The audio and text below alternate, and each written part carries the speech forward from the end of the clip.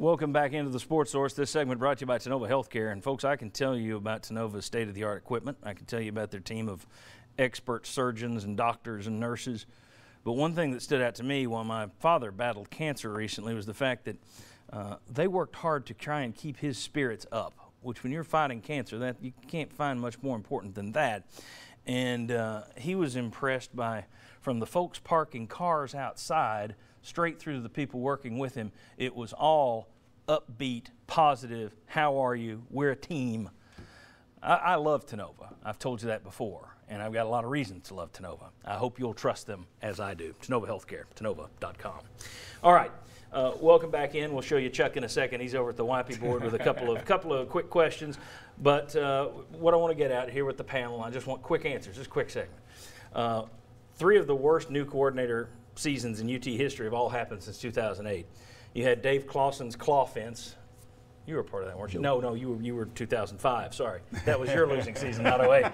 The claw fence, which this team looks like, it looks like one of those offenses where, okay, you're now to the point where you can't do anything. You had Sinceri's 2012 defense. You had Shoop's 2016 defense, which is the one you could overcome. Is it fair to say, we're 5 games in, is it fair to start putting Larry Scott's 2017 offense with those other 3? Yay or nay? Ooh. Not yet for me. Not yet.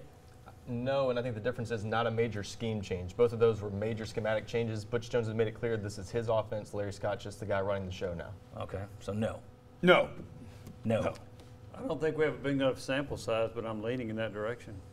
I don't like what I've seen.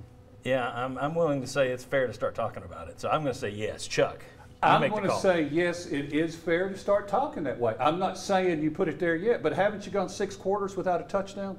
And everybody's talking about Dormady. I think he may be playing hurt. I think there may be more to that left knee. I've heard that. But I'm going to say yes here. And I think it's problems all the way around. Okay, very good. Let me put up something here, some numbers-wise. 1994, that team, the last one to get shut out at home, 31-0 to Florida at home. That loss dropped them to 1-2.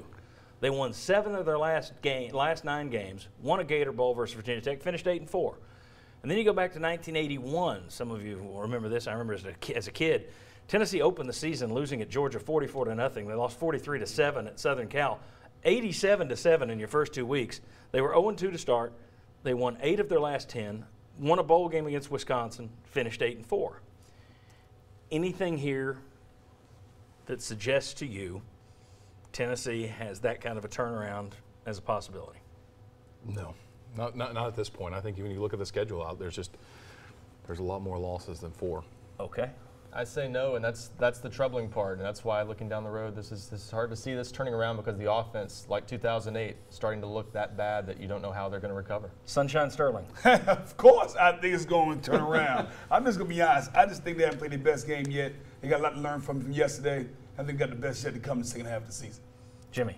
I don't think so. And here's the difference to me. That 81 team had, I think, a lot of veterans that were able to overcome it. And the other thing in 94, and I think Tennessee actually started 1-3. 1-2 is correct, but I think they also they did. They lost the next week to Mississippi State, and that's when they made the change to Peyton Manning. Yeah, so you had one of the all-time great quarterbacks taking over. You also had a great offensive line that year. And a terrific freshman class. You did. And you had very good running backs. So that team, you saw some reasons for why that could turn it around. I haven't seen those reasons with this team. Agreed. Chuck.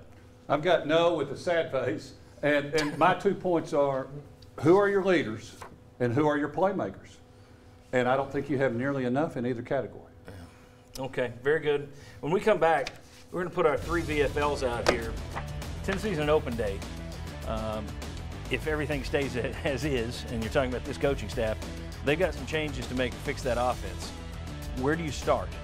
We'll talk about it. Come on back.